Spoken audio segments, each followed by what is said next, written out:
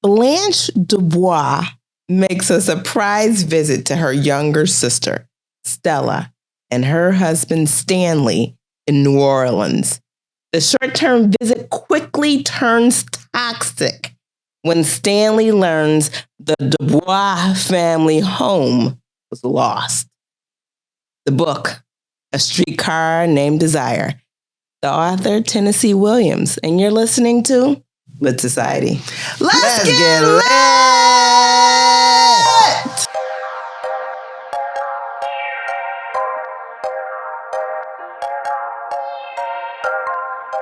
Hi, readers. This is Alexis. And this is Kari. You're listening to Lit Society, a podcast about books and drama. So, Kari. Yes, good evening. We are back for another wild card episode. This is our final one of the season. Yes. So if you want to see our faces, go to YouTube. Yeah, go to YouTube. So, Kari, I got a question for you. Okay. Yes or no? Okay. Sufficient response. Have you ever been in a toxic relationship? No. Ooh, that was so unfortunately, because the stories that come out of toxic relationships are always so tittillating.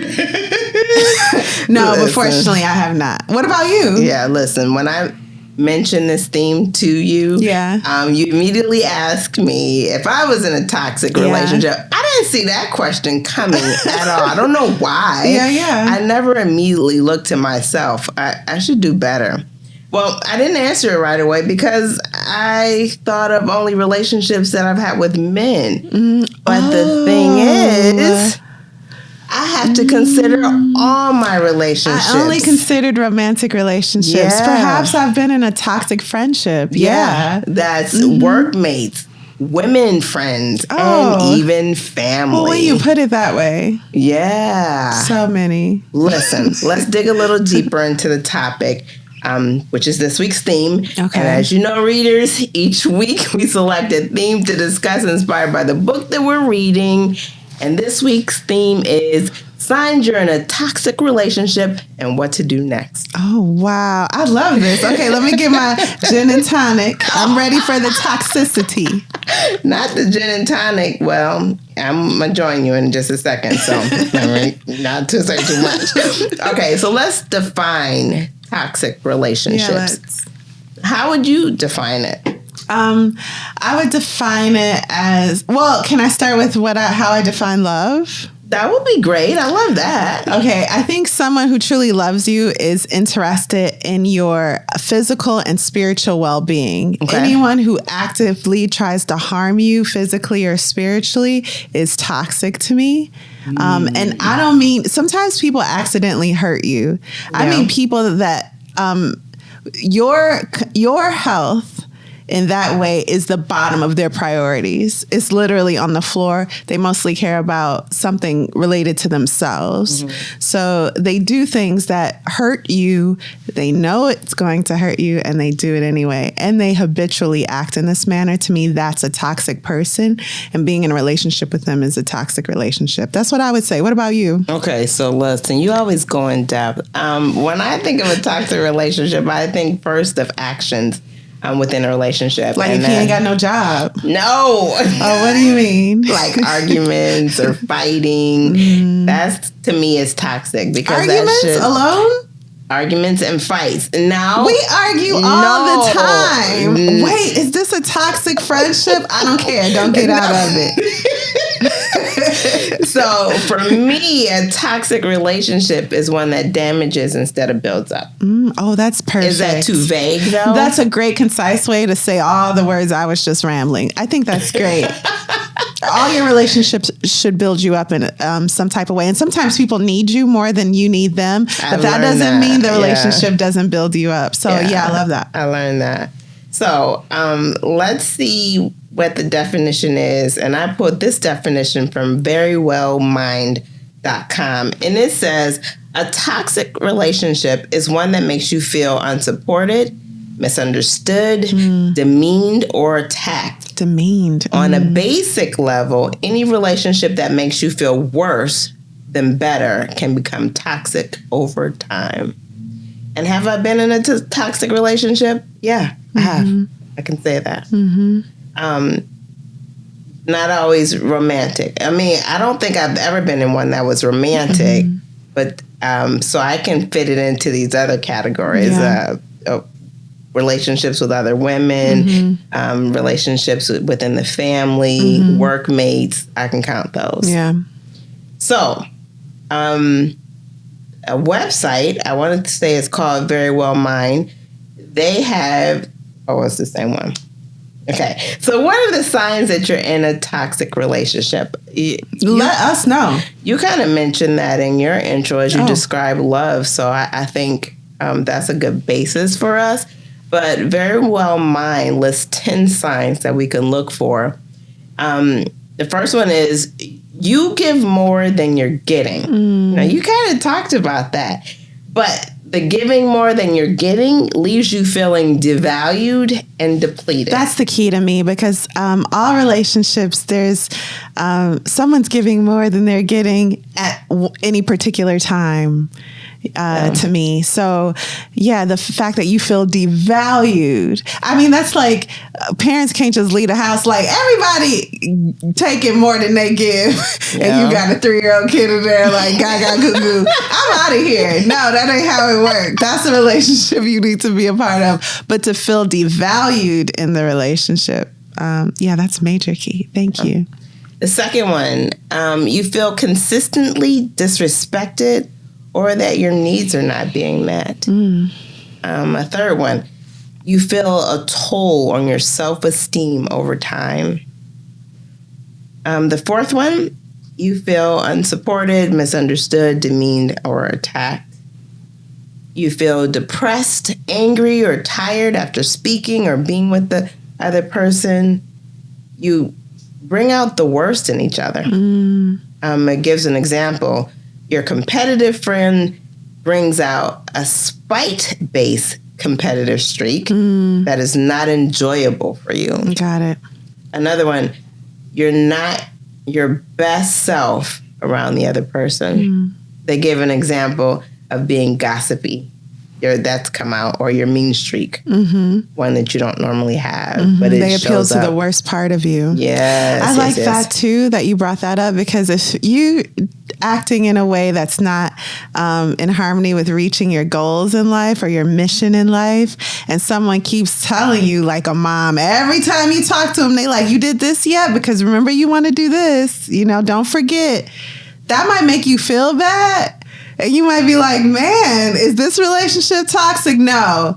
That person probably could ease off the gas a little bit, but they're trying to make you better. Yeah. And maybe they're not good at that. But their interest is in bettering you. Yeah, there's different levels to that. Yeah. Now, if they're like, why aren't you married yet? That might be toxic, actually. Yeah, that might be toxic. Yeah. Because that's almost like an attack, right? Yeah. Yeah. Walk with me with that question. Another one, you feel like you have to walk on eggshells around this person to keep from becoming a target of their venom. You ever have that experience? Sure, for sure, yeah. You spend a lot of time and emotional strength trying to cheer them up. And then finally, you are always to blame. They turn things around, so things you thought were done wrong are suddenly your fault. They gaslight you. Yeah, in real life. So there's also, I would say, jealousy and envy in there. That plays a little bit in there. What about, before I go into some things you can do next, what about the idea of being in a toxic relationship with yourself? Do you think that's possible? Oh, for sure. Because some people are so negative and so down on themselves in their heads. And that's a safe place to really call yourself names and say, you knew when things don't work out, you knew they wasn't going to work out. Look at you. That's why, Yeah. So absolutely. Yeah, great. So what to do next? First and foremost, you got to decide if the relationship is worth working on. I think that's the most important piece, because then you can decide if you want to do all the other steps. Their first step is acceptance of responsibility. So being accountable to how that relationship exists. If your role in that, it takes two, right? Your role in that, how are you contributing? Are you answering the phone every time they call? Are you putting yourself in position to be used by them? Yeah, that's hard. A willingness to invest. And if you're willing to invest, that means you got to be patient, right?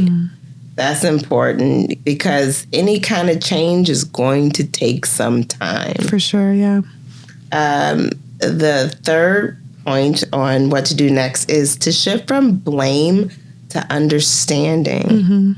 So that would entail not dwelling on the past and having compassion, because change, again, it takes time, but you got to have a little compassion as people work through their issues. Yeah, either yourself as you work through your issues, or as they work through their issues. And then finally, some kind of therapy, counseling, outside support of the relationship in which you're in.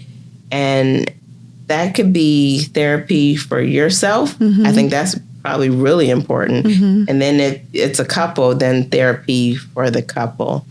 So that is signs you're in a toxic relationship and what to do next. Thank you. This is a subject I've never seriously thought about, and you've given me much to consider.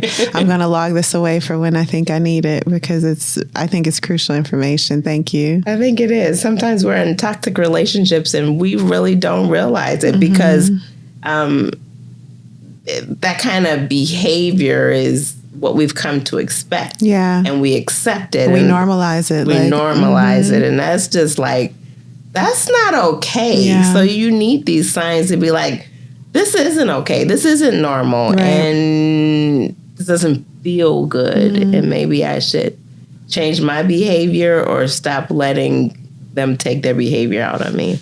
Absolutely. Well, again, that was signs you're in a toxic relationship and what to do next. Why don't we take a quick break before we jump into the author and context? Let's do it.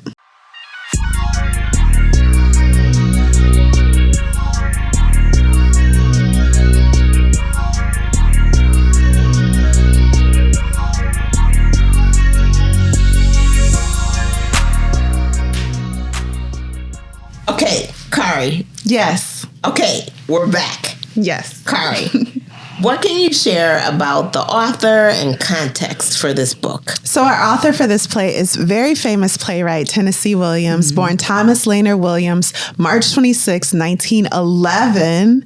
Whoa. I did not realize that far back. February 25th, or he died, February 25th, 1983. But let's talk about his family, his upbringing, because that way we're actually going to understand how he became who he was. First of all, his father was a traveling shoe salesman that was rarely home. When he was home, he drank way too much. He was an alcoholic. He also was abusive verbally and physically to both Tennessee siblings and their mother. Now, the mother, she was raised in a religious household, felt trapped in her marriage to an abuser who was rarely home again to raise his children. Eventually, she did separate from her husband, but she never divorced officially. Oh, okay. Then his sister, she was schizophrenic, and due to an extreme episode, she underwent a lobotomy. So that procedure, which took a portion of her brain, left her needing 24/7 care for the rest of her life. And Tennessee was very close to her. So he would assign later a percentage of his royalties from his most successful works to her for her care. Wow. And then sometimes he would live in New York, and he made sure to put her in a facility on the East Coast close to him so that he could visit often. Mm-hmm. He did have a brother, but I don't have much information about him. Okay. And then there are the romantic relationships that shaped Tennessee. He dated women before living openly as a homosexual, starting in his 20s. Oh. And this period also included a time, unfortunately, unfortunately, where he lived with a teenage boy in Italy, in Rome. A teenage boy? Mm-hmm. Yeah. But he would eventually spend 14 years of his life with an actor named Frank Merlo. And Merlo later died of cancer in 1963. There was a period, too, early on, where he was with a man who left him for a woman. And then that man died shortly after. And that also, there was a lot of death, is what I'm trying to say, around Tennessee. Okay. With those that he cared about. And then his mental health. So Williams often feared for his mental sanity because his sister was schizophrenic. Mm-hmm. And so, of course, he worried about his own mental state. He would pacify himself with drugs that coerced his nervous system into action or inactivity. And the catalyst for his drug use and bouts of depression included memories of his childhood, the loss of friends, and yes, his sister's condition. Several times he was hospitalized and committed to mental health facilities for treatment. Okay. So he died in 1983. Again, Williams was found dead at a hotel in New York from an overdose. He was 71 years old. So there's a lot of tragedy there, but I want to talk about his successes, his career, and his legacy. So despite the challenges in his life, Williams dedicated himself to writing at a young age. And I have a quote from his mom. She said, Tom would go to his room with black coffee and cigarettes, and I would hear the typewriter clicking away at night in the silent house. Wait, how old was he? I know. But remember, from a young age, he dedicated himself to writing. But yeah, you think cigarettes and coffee. I hope he wasn't like 8. Mom. Yeah, so she said some mornings when I walked in to wake him for work, I would find him sprawled, fully dressed across the bed, too tired to remove his clothes. Wow. One thing that's similar to August Wilson, Tennessee Williams didn't find much success in traditional schooling, but his education was past the walls of a classroom. He continually educated himself and honed in on his craft. He set goals to write a complete work every week, which is insane. Wow. And like August Wilson, also he took menial jobs just to support himself and his passion. Okay.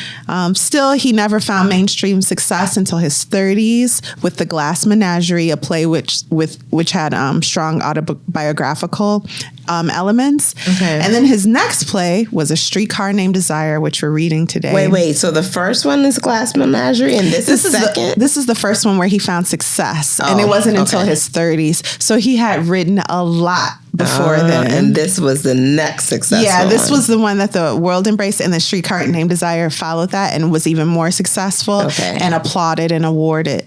It really cemented him as one of the greatest playwrights to ever live. Streetcar Named Desire did that for him. Wow. So that's Tennessee. I was about to say August Wilson. That's Tennessee Williams. I don't have a Sazerac here, but gin and tonic. Okay, listen. That was great information. I didn't know all of that about him, so that was pretty cool to learn. Why don't you share a brief synopsis without spoilers before our deep dive? Okay, this is what I got. Her lips talk of wealth, grace, and power, but her eyes beg for forgiveness and grace. Blanche DuBois walks into her sister Stella's life after years of absence, unannounced, needing a place to live. Stella's husband, however, is angered by the woman's pride and pretentiousness. In the end, desire leads them all to damage. Ooh, I like that. Thank you. Alexis, what were your first thoughts of A Streetcar Named Desire? Listen, I saw this as a movie at a young age. Marlon Brando. Yeah, Marlon Brando. And not aware that it was a book. Or a play. Yeah, I didn't know it was a play. And I think Ella Kazan was the director, and I was familiar with Ella Kazan's work. But Ella Kazan did a lot of Tennessee Williams works. Oh, wow. So, and I had seen many of them, and they were just really great pieces of work. So now learning years later that there's actually a play to it, I was, of course, interested in reading it. And what I am finding as we read these plays is that the movie, whatever movie was created, is not very different from the book. I don't know what I'm looking for, but they're not different. They tried to stick to the source material. Yes. And with the play, there's not a lot there. Whereas with the book, you can kind of cut things out, play around, merge them like Crazy Rich Asians, which we did. Is very different from the book in a lot of ways. But yeah, you're right. The play sticks to the movie sticks to the play usually. And I really love that. So I was excited to read yet another play. Mm-hmm. How about you? Who do you think would enjoy reading this? Yeah, I think if you enjoyed Fences and how it capsulizes a period of Americana, of American history, this is giving you not a Black American viewpoint, but a viewpoint post-Civil War,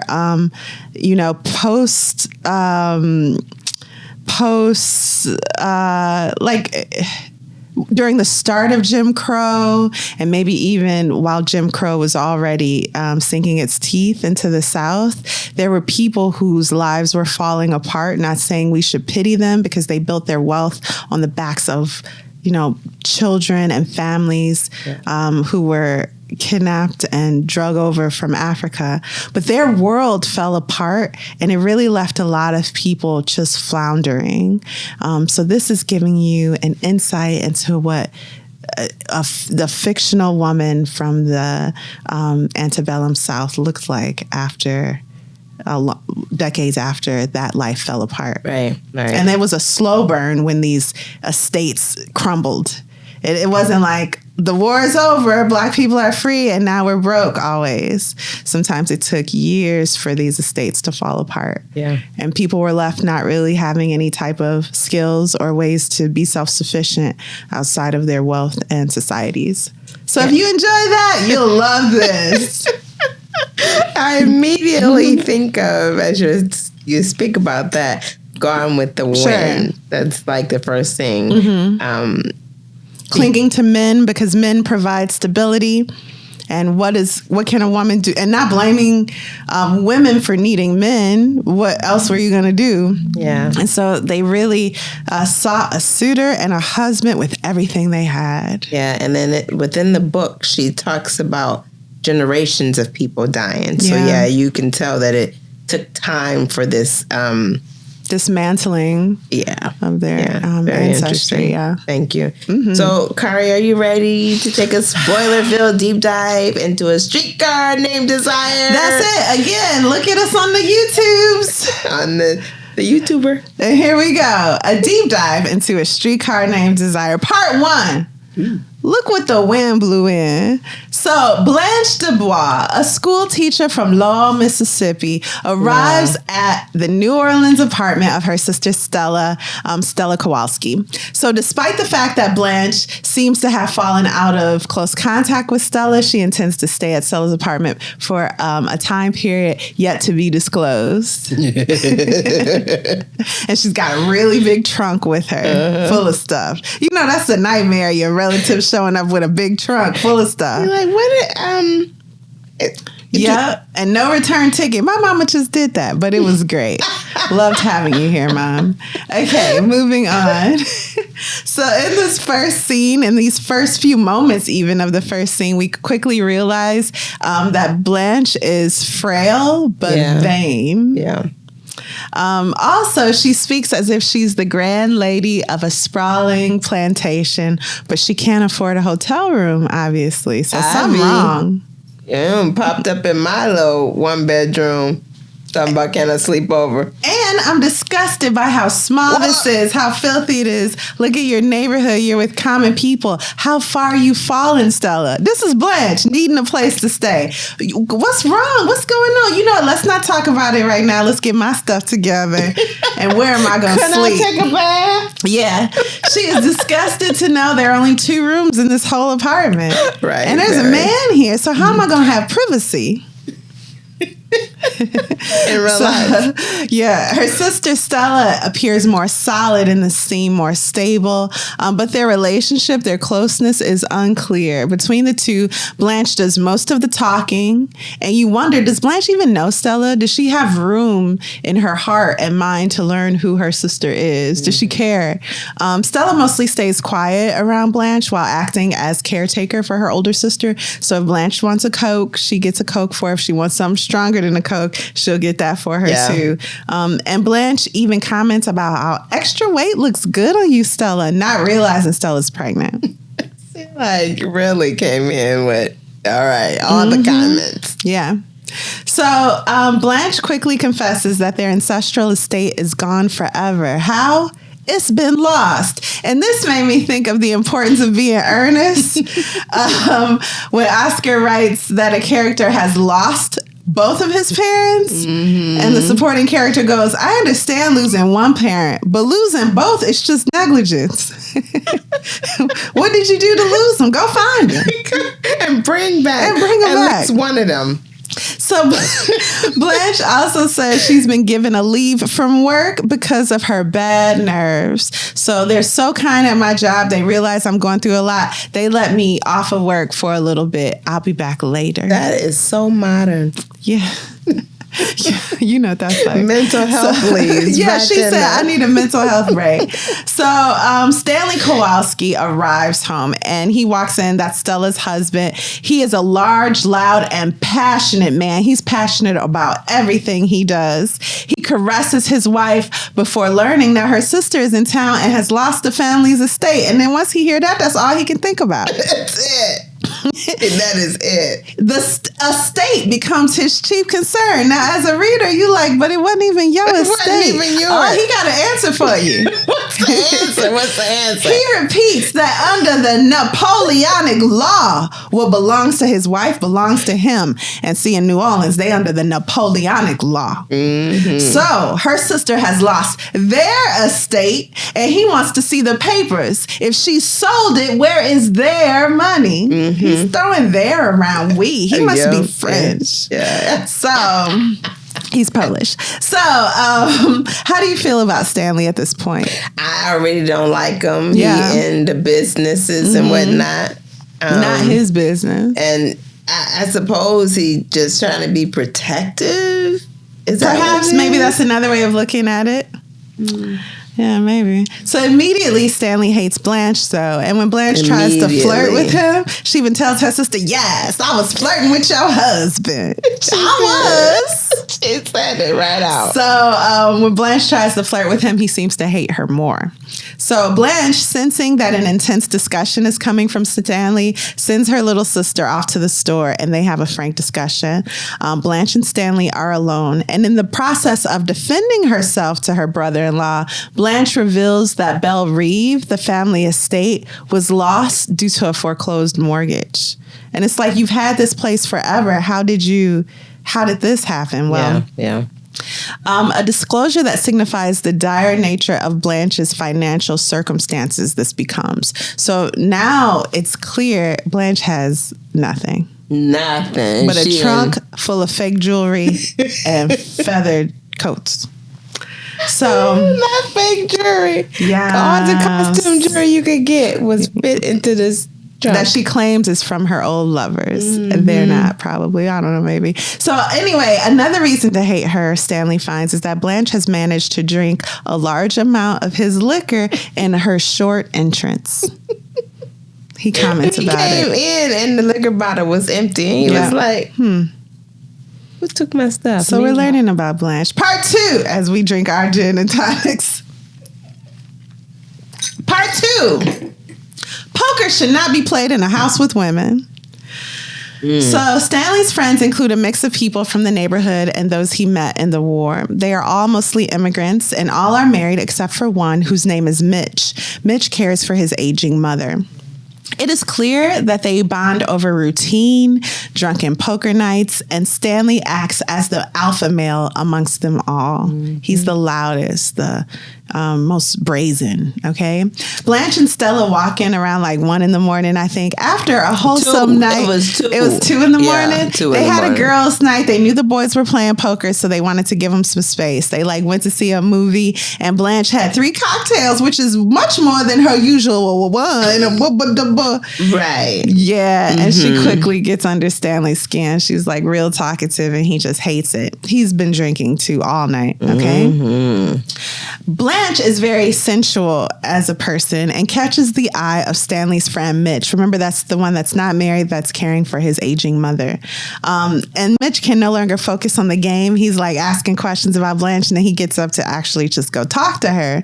This angers Stanley, who may feel in this moment that he's losing control, not just of the room, but of his household. I would agree, yeah, definitely. He needs to have this tight control on everyone, which no doubt comes from fear. And then also he's losing at the game. Oh, is that right he's too? Losing the game.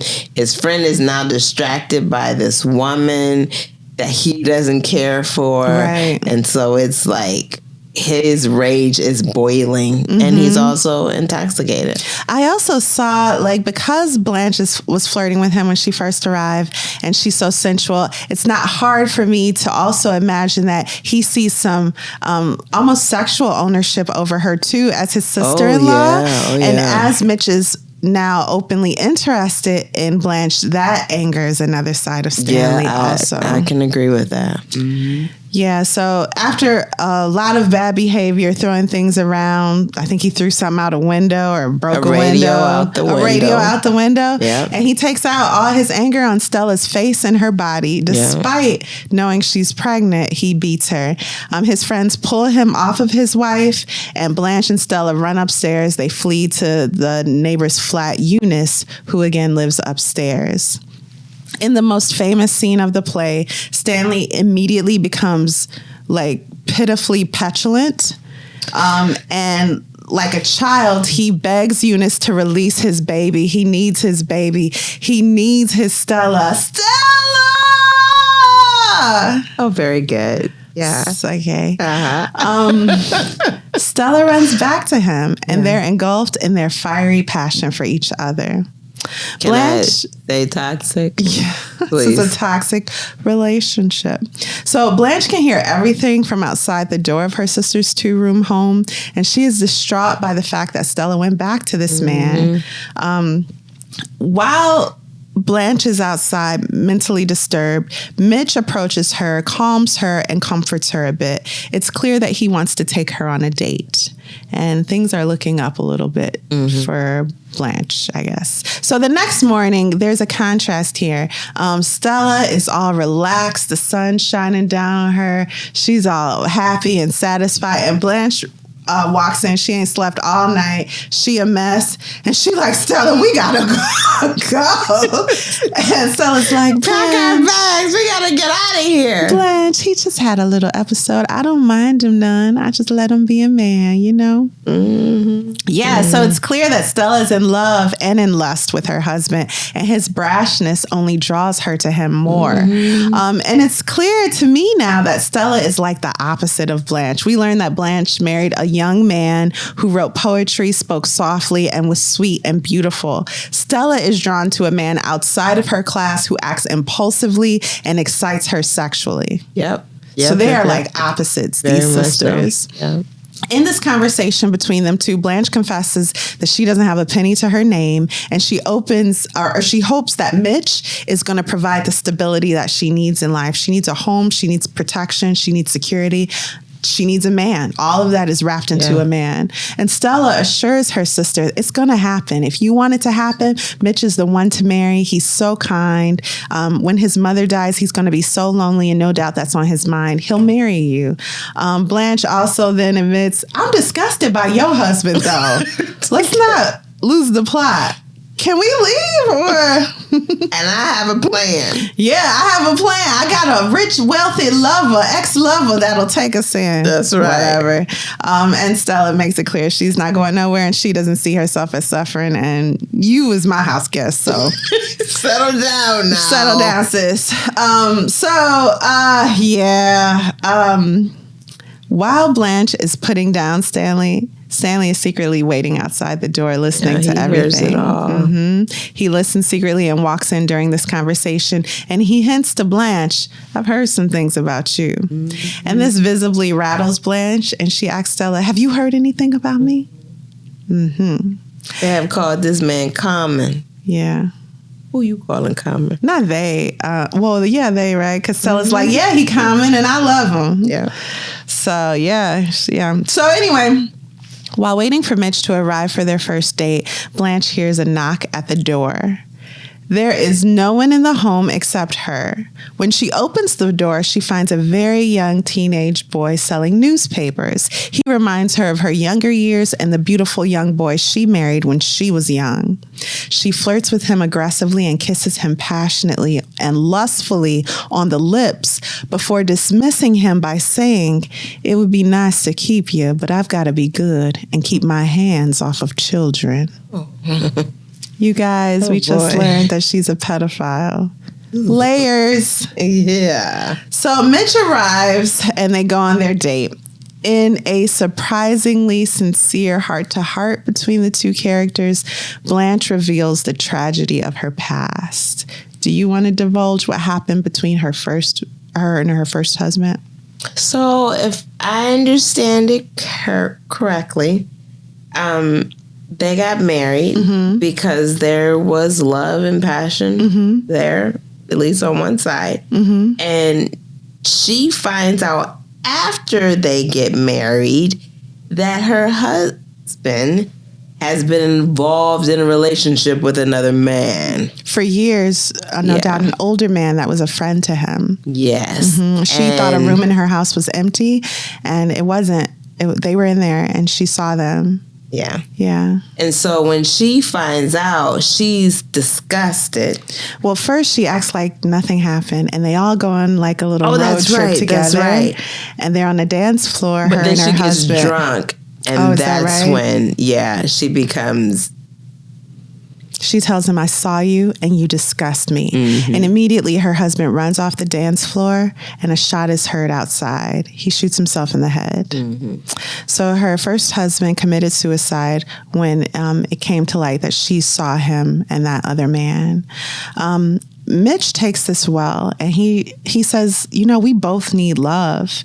And he tells Blanche that we need each other. He wants to marry her. Yeah, he does. Part 3, Hotel Tarantula, where I brought my victims. So, this is my favorite line of the play. Oh, my goodness. So, a month has passed, and Stella is at home setting the table for a double date. Her and her husband, Stanley, and her sister, Blanche, and Blanche's beau, Mitch. It's Blanche's birthday. Stanley walks in. When alone with his wife, Stanley tells Stella that he's checked into all the tales Blanche's sister's been telling. And guess what? They're all lies. In fact, she's far from a lady. A guy he knows a guy who knows Blanche, and he told him the truth. In fact, Blanche was a prostitute. Sometimes you didn't even have to pay her. Okay? A town degenerate so infamous that the mayor had to run her out of the county. He says that after losing the DuBois mansion, Blanche moved into a Fleabag motel from which she was eventually evicted because of her numerous liaisons. Oh, she ain't laid off from her job at the school. They fired her for having an indecent relationship with one of the children there. Stella is like, you're a liar, and I refuse to believe a word you're saying. Everyone in this play is like choosing their reality. in real life. And while this story is being told to Stella, Blanche is, you already know how small the apartment is. Blanche is in the tub singing. Yeah, she can't hear anything because she's so happy Mitch is going to marry her, and they got a double date, and it's her 25th birthday. I think she's like 45. But here we go. Stella, like 30 or something. I don't know. So Stella also is imagining how Blanche was when they were growing up, and she was always so soft and vulnerable. And it kind of is what led to her demise, perhaps, because she was so naive.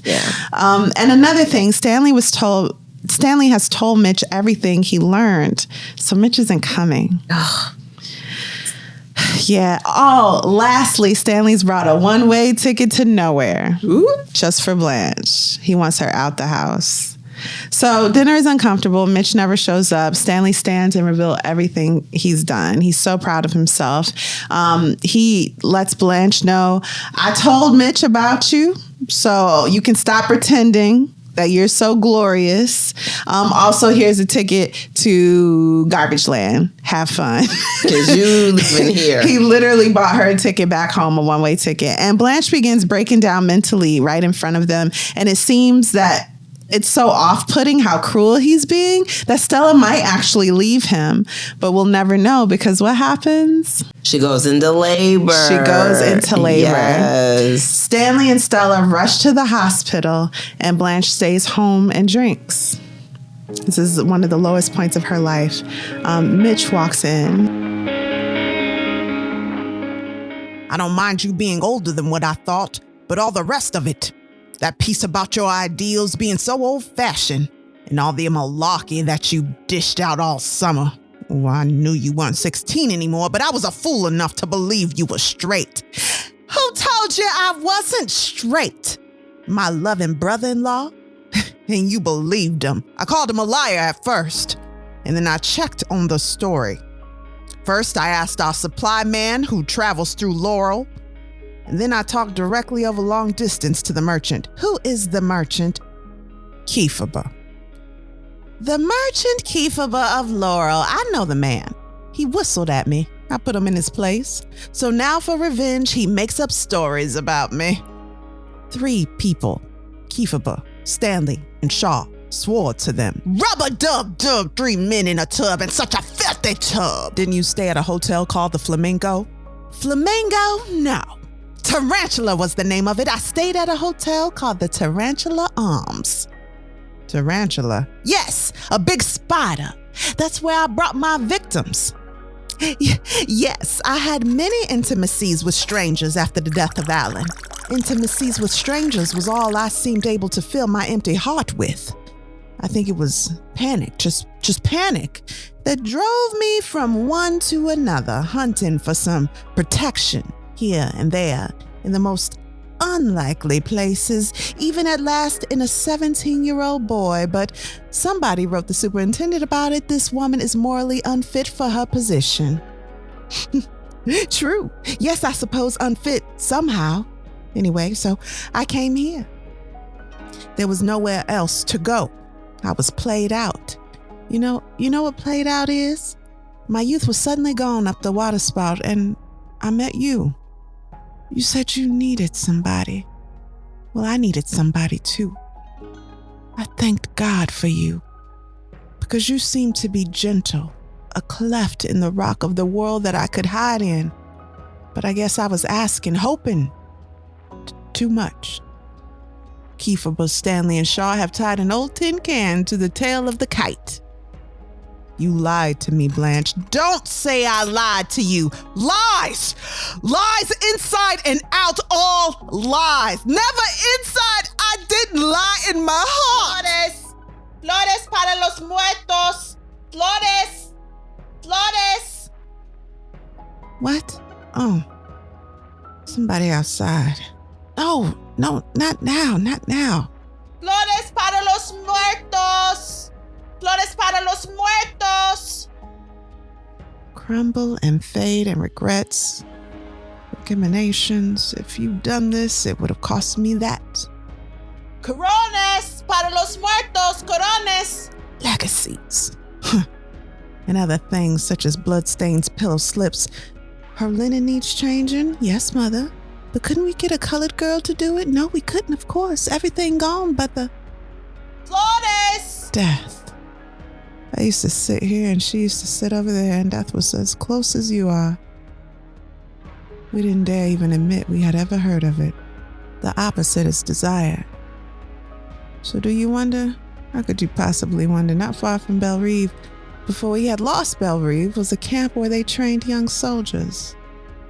On Saturday nights, they would go in town to get drunk.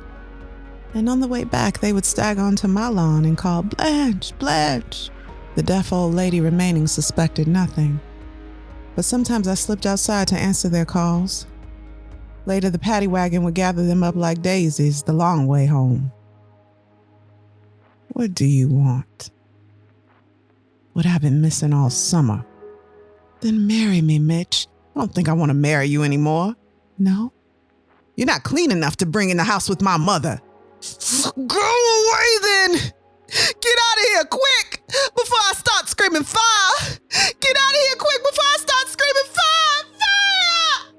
Fire! Now for the epic showdown between Stanley and Blanche, stone and purity. If I'm reading too much into that. Anyway, he is using, what did Kiki call it? I thought this was brilliant. Sexual intimidation. He is, remember when Kiki Palmer said that and people roasted her? And I just thought it was brilliant because I understand what that means when she says that. He's walking around saying he's so happy. He's about to have a child. He came home to get a night's rest and then he'll go back to the hospital to meet mother and baby tomorrow. But in the meantime, it's just him and Blanche in the house and he's taking off his shirt. He's like stripping, basically. Exactly. Speaking very crudely, she tries to get past him. He won't let her pass. And it frightens her so much that she breaks a bottle and threatens to cut him. Yep. And he rapes her. Yep. And on stage, the scene is portrayed in a way where one of the walls of the house falls in and the chaos of the street seems to be pouring into the chaos of the apartment, really showing how unprotected Blanche is and how exposed she is in this place. So anyway, unfortunately, weeks pass. Eunice and Stella are talking now. They're standing over Blanche. And secretly, Stella has confessed to Eunice that she can't believe her sister and go on living with Stanley. Now that right there was a lot. She cannot believe that Stanley raped her and go on living with her husband and her new baby. So she has chosen not to believe her sister. And heartbreaking. ever committed. Instead, she's going to have her committed to a mental hospital. Eunice enforces that, you're right, Stella, you should never believe her because we have to keep on living. Honey. In the end, a mental health doctor, probably not even that qualified from some loony bin establishment that Stanley could afford, so I don't know, or maybe some municipal service comes to get her. There's a tussle. She's like, I forgot something. She wants to go back in the house, but there's nothing for her there. And so eventually she calms down and she agrees to go with the doctor and the nurse. And she tells the doctor, I've always relied on the kindness of strangers. And that's the end. You want to take a break? Yeah. All right, let's do it.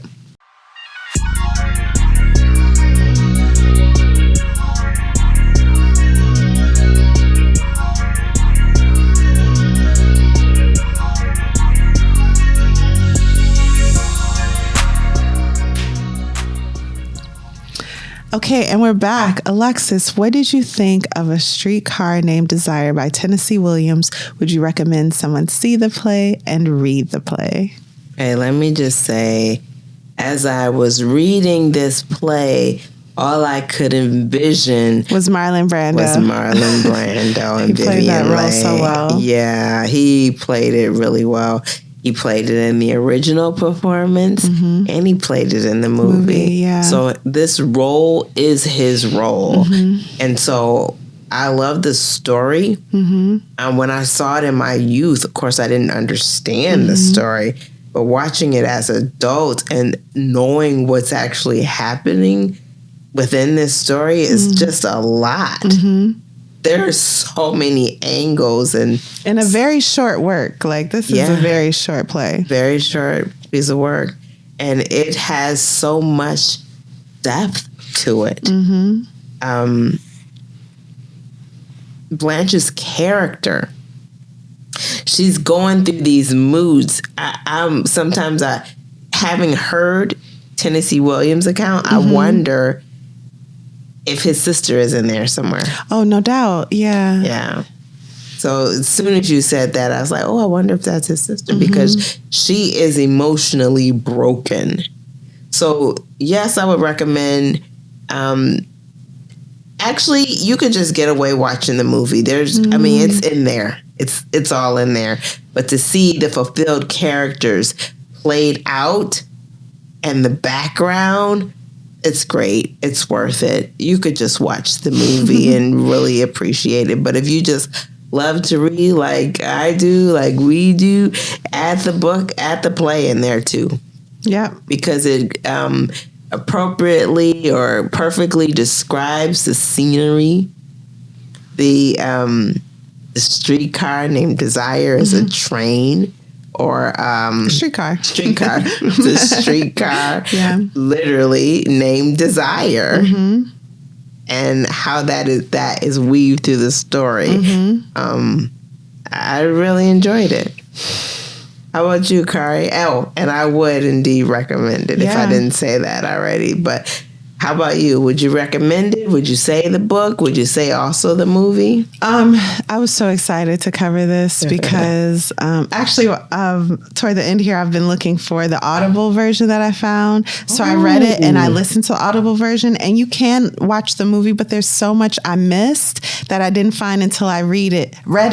And that made me want to hear an audio performance. And there's a version that's free on Audible right now. It's by the Williamstown Theater. I'm familiar with that. Okay. Yeah. So it stars Audra McDonald, and her performance as Blanche is the best I've ever heard in my life. I wish this could have came to the stage, but because of COVID, they decided to make it an audio performance. Are you kidding? And we all benefit from it because she is just brilliant. Oh, I can't wait to hear that. I've never heard the colors in this character that I heard in her performance. You explained it well that she is both, when she's fiery and angry, she's still so delicate and fragile. And some of my favorite lines, I don't remember them from the movie, and I didn't always catch them. Like when she's arguing with Mitch, that whole scene is just my favorite. She goes, he says something really shocking about her past. She goes, "Oh, rub-a-dub-dub, 3 men in a tub, and what a filthy tub." And he goes, okay. And you were at the Flamingo where you took I was at the Tarantula where I took my victims. Wow, girl.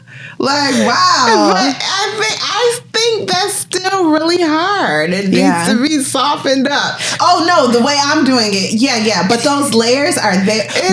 When Audra does it, she is both soft and hard, as you need to be. It is perfection.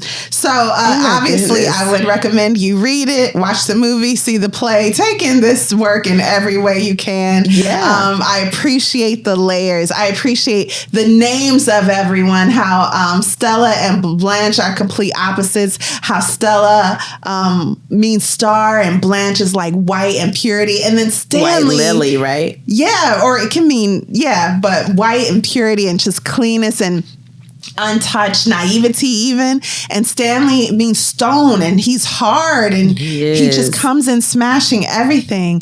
There are a couple themes, though, main themes I wanted to discuss quickly. One being desire and death. When she arrives to the Kowalskis, and this is brilliant, Blanche says she rode a streetcar named Desire, then transferred to a streetcar named Cemeteries, which brought her to a street named Elysian Fields. Are you familiar with Elysian Fields and mythology? That is depicted as the afterlife in mythology in a lot of works. Cemeteries, of course, and then what brought her to this? Desire. So this is like symbolic of her life, which has been led by sexual desires in which she's tried to find stability and comfort but failed. And this will ultimately lead to her death. On the other hand, Stella's followed Desire into a marriage with an abusive husband and desired to keep herself under his fist. She likes being under him in a million ways, but also he's her protection. But she loves him. Yeah. And she's caught up in that cycle of a toxic relationship. Exactly. However, her end is one of life because she just bore a child and will continue in her marriage. Blanche says that she lost the family home even to epic fornications. She said that. Yeah. That was such a loaded phrase, but whatever it means, it goes back to desire. Yeah, she said due to the epic fornications of her ancestors. And her husband's homosexuality and her revealing what she knew led to his suicide, again to death. And when she's arguing with Mitch, a woman is selling flowers for the dead outside. Yeah. Yeah, all and of this the shows way that reads in this book. It's like there's two conversations going on, but you can still hear that overhead. The woman wants Blanche to buy a flower for herself because she's selling flowers for the dead. It's almost foreshadowing Blanche's end. And all of this shows the connection between unbridled lust and death, both figuratively and literally, which is so poignant for Tennessee Williams, who saw that direct connection so often in his life. And then there's the theme of reality versus fantasy. Blanche, lots of that. Yeah, Blanche says she doesn't want reality. She wants magic. When she was in the tub, she was singing that as he is revealing to Stella this story about his sister. And then when Mitch comes over and reveals everything he knows about her, she's very frank. She doesn't want to be real. Yeah, that's why she acts the way she does. That's why she only lets men see her under the dimness of night or in the evening. Yeah. That's why she talks the way she does. It's all about this unreality that she wants to live in. A fantasy. And Stanley's committed to inflict his reality on everyone and everything around him. You can just read into his character that he wasn't born from a loving household. Yes. He had to fight for everything he's had in life, and he has nothing. So, which will leave you with nothing. Yeah. He despises makeup and glamour, preferring pain and destruction. And he proudly took his wife, he says, off her pedestal before marrying her. Now, if that ain't toxic, I don't know what is. And he is proud of that. Proud of it. Yeah. Yeah, so in conclusion, I would highly recommend this work for adults. And I'm ready to read it again. I want to listen to the audio version again. The audio version. So good. That was the best. Movie. And we saw, what's her name from X-Files? I always want to say Gillian Flynn, who's an author. Sorry. Oh, yeah. So we saw Gillian Anderson do this performance on television during COVID. There were professional performances being broadcast across YouTube, broadcast on YouTube. Anyway, and you and one of our friends were like, that was terrible. It was hard to watch. And I was like, no, she was good. I love the character. And she was good in a lot of ways, but all of my attention was on her accent. And so then she wasn't the best in this role, although terrible. She's a brilliant actor. But Asha McDonald, good grief. That was not the role for Gillian Flynn. Yeah, Anderson. Not the role for her at all. No worries. It was no good. But that's it. Loved it. Can't wait to take it in again. Okay.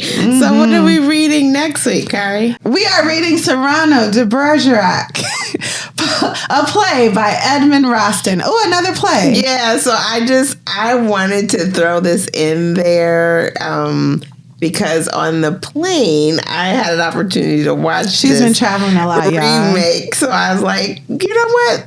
I didn't know this was a book. Again, I'm learning all types of things about these things being books, plays. So I'm like, I just want to read that before the season is out. Yeah, this is a contemporary play from 1897. Yeah. So thank you for listening to Lit Society. We look forward to meeting up with you next week, Thursday. Lit Society is brought to you by me, Alexis and Kari, and Kari Herrera. Support the cause by leaving a 5-star review on our show, on Apple Podcasts and Spotify, and leave a comment on Apple Podcasts about why you absolutely love us, because we love you too. If you've enjoyed what you just heard, tell a friend about Lit Society. Visit LitSocietyPod.com for show notes, this month's book list, and to sign up for our amazing email newsletter. And until next time, read something.